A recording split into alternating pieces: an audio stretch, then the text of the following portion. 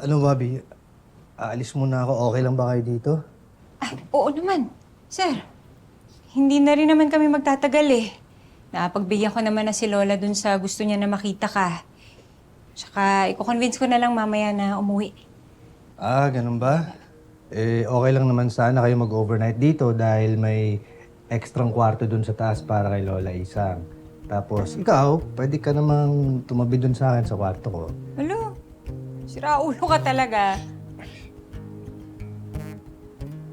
Bobby, gusto ko malaman mo na masaya ako na nandito ka. Salamat at pinagbigyan mo si Lola.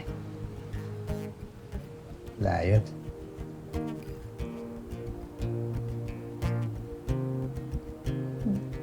Alam ko yung mga ganyan tingin. Ano?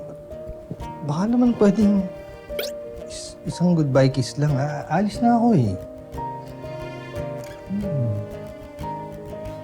Mahal? Nako, wala na pala tayong grocery. Anong ginagawa niyo?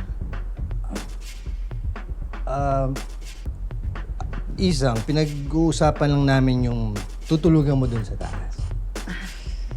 Oo. Sige, aalis na ako. Isang, Sige. mauna na ako sa trabaho. Balik ka ha? agad, ha? Oo. O sige, Apo. At ihahanda ko yung kwarto.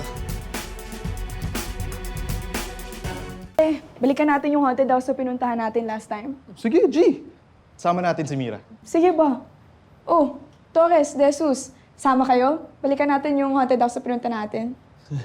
Ay, naku, hindi ako pwede. May date ako mamaya eh. Ako rin eh. Utusan ako ng nanay ko. Ush, takot lang kayo eh.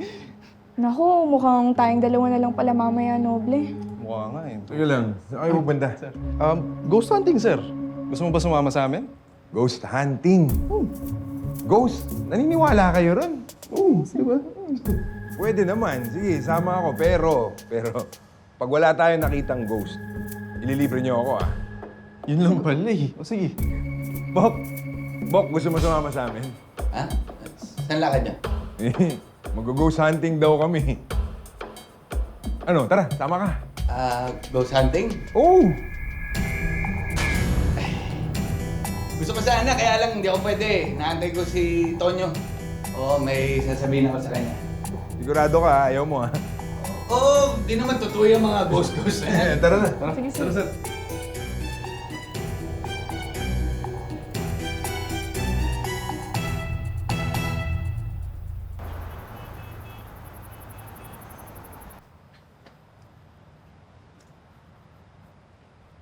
Bok! Oh, ano pa ginagawa mo dito? Wala, actually, inaantay kita eh. May binigay na kaso sa'yo si Chip, di ba? Oo, mga cold cases. Pinapre-open ng higher-ups. Tulungan na kita. Okay ka lang, Bok? Sa ba pakiramdam mo? Sakit ka ba? Ano ba? Nature ko to tumulong, di ba? Ikaw na nga tinutulungan dyan eh. Ano? Gawin na ba natin dito o sa bahay niyo? Dito na lang, Bok. Baka nasa bahay pa si na Bobby. Teka lang, Bok. Ano naman ginagawa ni Bobby sa bahay mo? Mahabang kwento. Mabuti pa, unahin na muna natin to. Ano, tawagan ba lang si Dison para magpatulong dito? Si Dison, sumama kay Noble sa kay Bautista. Mag-ghost hunting daw. Mag-ghost hunting? Tinan mo tong si Dison. Ang laki-laking tao, nagpapapaniwala sa mga multo. Di ba? Di ba? Yun din sabi ko sa kanya. Yung mga ghost-ghost na yan, di naman totoo yan. Minsan guni-guni lang yan talaga, di ba? Si Dison talaga, oh. Tara, tapusin natin to.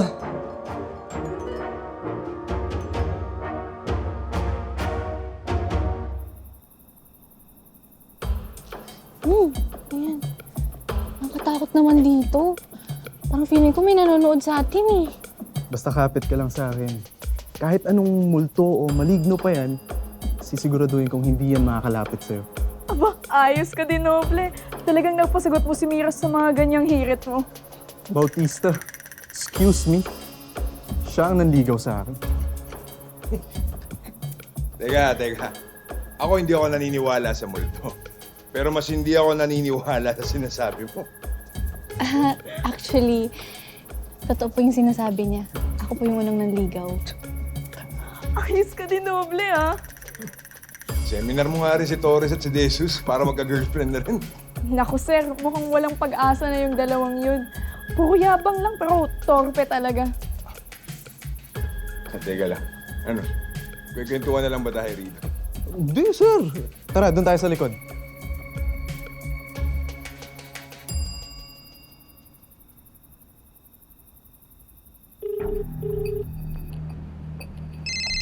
Tapos talaga itong Uy!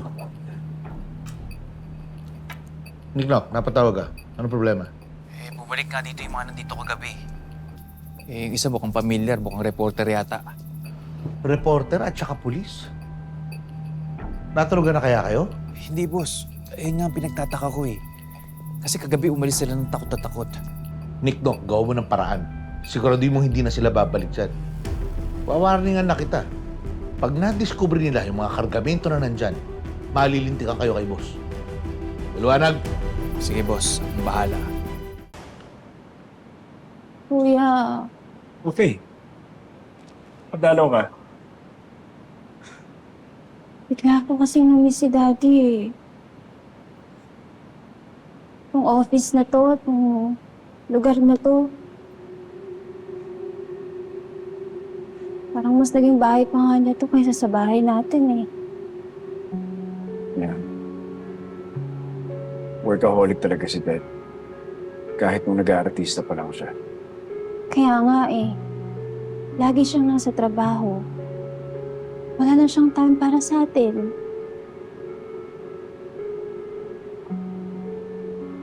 Faye, alam mo naman siguro na lahat ng ginagawa ni Dad dati para sa atin. Especially for you. Ikaw yung bunso eh. Favorite ka pa niya. Kuya, miss na miss ko lang talaga si Daddy. Itong lahat na ito nangyayari, sobrang biglaan eh. Bakit kailangan na tayong iwan? Hindi ka nga dito.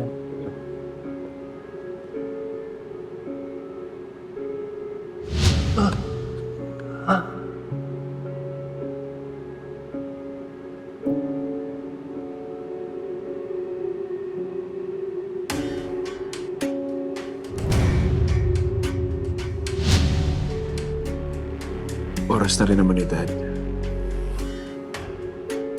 He lived a full life. And he had to go already. Kuya, alam mo, every night I always pray na sana galawan man lang ako ni Daddy.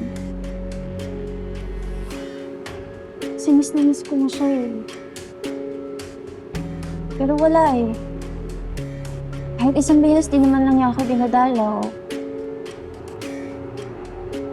Sana ngayong gabi, mapanaginipan ko siya.